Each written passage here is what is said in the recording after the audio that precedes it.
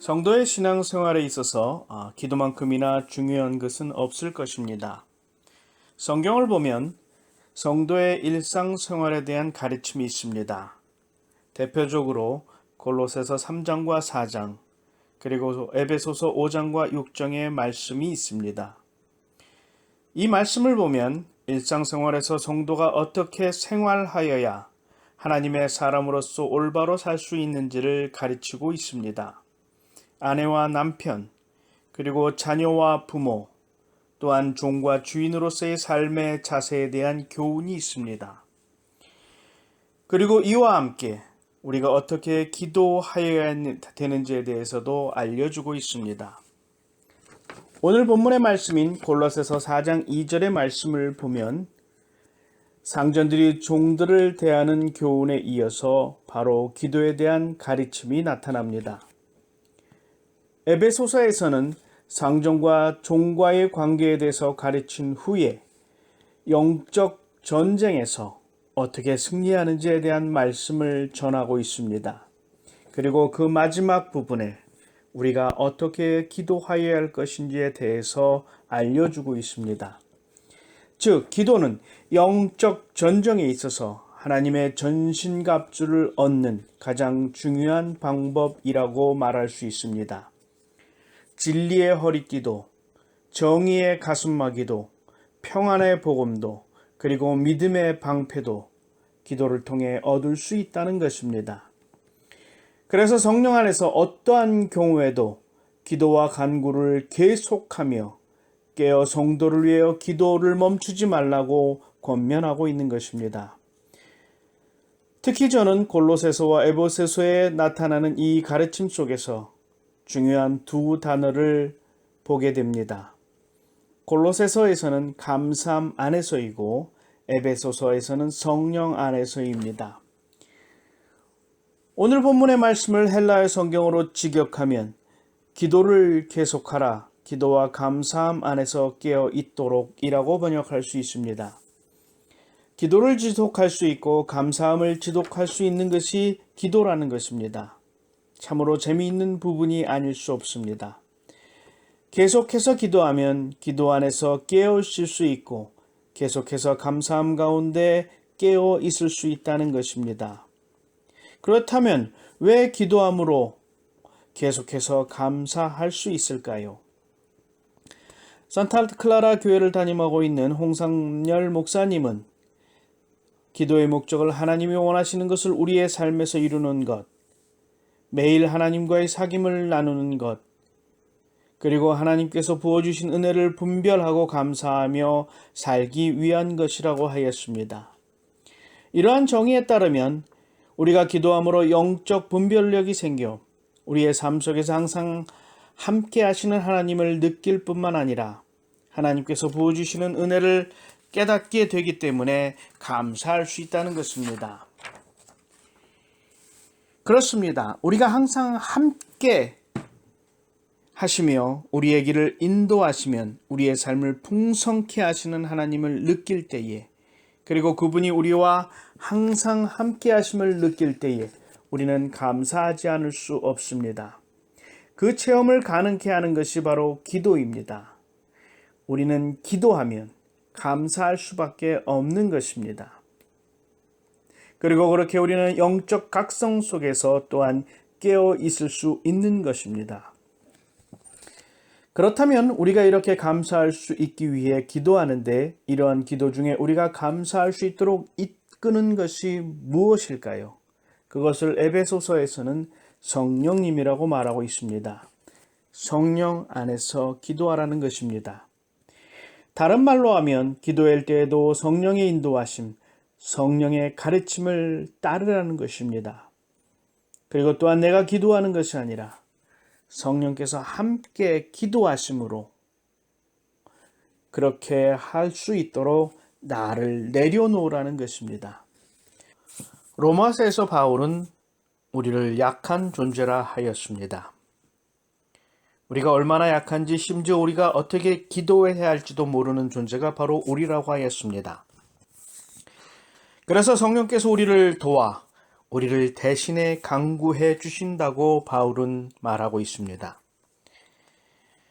우리가 약한 존재인 이유는 바로 우리 육신을 따르는 그러한 존재이기 때문이라고 바울은 말합니다.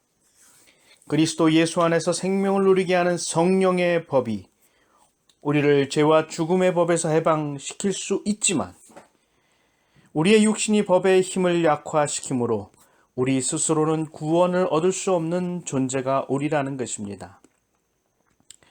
더욱이 우리는 육신의 정욕을 따를 수밖에 없는 존재이기에 하나님과 원수될 수밖에 없고, 하나님의 법을 따를 수도 복종할 수도 없는 존재입니다. 그러나 우리가 성령으로 몸의 행실을 죽이면 살 것이라고 바울은 말합니다. 심지어 우리는 육신의 생각에 사로잡혀 하나님의 생각에 관심을 갖지 못할 뿐만 아니라 하나님을 생각할 수조차 없는 존재이기에 제대로 기도할 수조차 없는 존재입니다. 그런데 그러한 우리를 불쌍히 여기신 하나님께서 성령을 통해 우리의 간구할 바까지도 알려주시고, 심지어 우리가 기도할 수 없을 때에 성령께서 친히 이로 다 말할 수 없는 탄식으로 우리를 대신하여 간구하여 주신다 하였습니다. 그러기에 기도는 성령의 도우심으로 이루어질 수 있습니다. 우리가 기도할 수조차 없는 육신에 사로잡힌 존재이기에 우리는 기도할 수 없습니다. 성령의 도우심이 없다면 그저 내 욕심, 내 욕망만을 채우기 위해 악다구를 쓸 수밖에 없는 존재입니다. 성령님께서 함께 하시지 않으신다면 그저 고픈 배를 채우기 위해서 달려드는 늑대와 같은 존재가 우리입니다. 그러기에 성령의 도우심을 통해 이루어지는 기도는 채우기 위한 기도가 아니라 첫째는 비우기 위한 기도라 할 수 있습니다. 내 욕심을 채우는 것이 아닙니다. 하나님께서 바라시는 것이 무엇인지를 깨닫기 위해 내 안에 가득한 하나님에 대한 의심과 내 욕심을 쏟아내어 버리는 노력입니다. 그러나 나 혼자는 안 됩니다. 성령의 도우심이 필요합니다.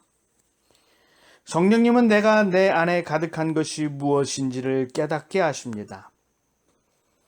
그리고 내 안에 빽빽하게 들어선 것이 하나님의 영광을 가리고 하나님의 뜻을 채울 공간을 채우고 있음을 보여주십니다. 그것이 얼마나 허망하고 무의미한 것인지를 분별하게 하십니다. 그리고 내가 쥐고자 하는 것, 그렇게 발버둥 치며 소유하고자 하는 것이 얼마나 하찮고 무가치한 것인지를 뼈저리게 느끼게 하십니다. 그래서 이전에는 너무나 소중한 것이라고, 그래서 내가 쥐고 놓지 않으려고 발버둥 치는 그것이 얼마나 무가치한 것인지를 깨닫게 하심으로 기쁨으로 그것을 놓게 하십니다. 너무나 좋은 것이라고 착각하여 버리지 못하고 놓지 못한 것을 심지어 내어 버리게 하십니다. 그리고 우리로 하여금 내 욕심에 사로잡혀 안절부절하지 못하던 나에게 그것으로부터 자유케 되는 기쁨을 주실 뿐만 아니라 우리의 영적인 눈을 뜨게 함으로 참으로 귀하고 소중한 것을 바라보게 하심으로 우리 마음에 감사함이 넘치게 하십니다. 한 걸음 더 나아가 이전에는 욕심과 욕망 때문에 그저 나만 하며 자신만을 바라보던 나를 일깨워 하나님의 음성을 듣게 하십니다. 하나님께서 나를 얼마나 소중한 존재로 바라보고 계신지를 느끼게 합니다. 그러세요. 이전에는 귀를 막고 그저 내 것만을 쫓아다니던 나를 변화시켜 하나님의 음성을 듣고 그분의 뜻이 무엇인지를 귀 기울이게 하십니다. 그래서 내가 하나님의 귀한 사역에 부름받은 존재임을 체험하고 깨닫게 하십니다. 그것이 얼마나 큰 사랑인지, 그것이 얼마나 큰 은혜인지 우리는 느끼게 됩니다. 나는 아무것도 아닌 존재이지만, 정말 티끌과 같은 존재이지만 그러한 무가치한 존재를 하나님께서 소중하고 귀한 존재로 인정해 주셨으며 그 안에 하나님의 귀하고 소중한 뜻을 담아 주셨던 것입니다. 우리는 기도를 통해 그러한 하나님의 사랑과 은혜와 계획을 깨닫게 됩니다. 그래서 기도는 비우는 작업이며 자기를 버리는 작업입니다.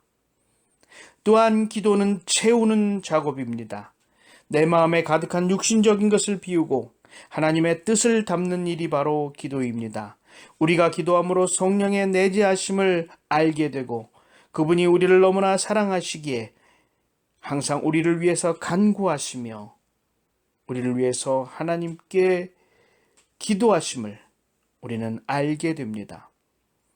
또한 우리는 그러한 체험을 통해 가없는 하나님의 은혜와 사랑을 깨닫게 됩니다. 그리고 우리에게 담으신 하나님의 뜻이 얼마나 귀한지를 알게 됩니다. 우리를 너무나 소중하고 귀하게 여기심을 우리가 체험하기에 이전에 우리가 따르던 육신의 것들이 얼마나 무가치한지를, 얼마나 무의미한지를 알게 됩니다. 그리고 하나님에 속한 것들이 얼마나 귀하고 소중한 것인지 알게 되기에 우리는 기쁜 마음으로 육신의 것들을 우리 안에서 비울 수 있게 되어지는 것입니다. 그리고 그것을 알게 하신 성령의 도우심에 감사하며 우리를 사랑해 주신 하나님께 감사하게 됩니다. 그래서 기도는 감사함으로 채우는 것입니다. 하나님께서 항상 함께 하시기에 우리는 항상 감사하게 되는 것입니다. 그리고 우리가 기도함으로 우리가 나아갈 바를 알게 되고 성령님께서 함께 하심으로 그 길을 기쁨으로 걷게 되는 것입니다. 그러기에 우리는 기도하여야 합니다.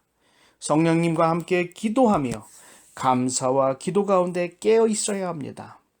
우리가 깨어 있을 때 하나님의 거룩한 뜻이 우리를 통해 성취되어질 수 있습니다. 기도하시기 바랍니다. 감사함으로 항상 기도함으로 하나님의 뜻을 이루시기 바랍니다. 주님께서 여러분과 항상 함께 하실 것입니다.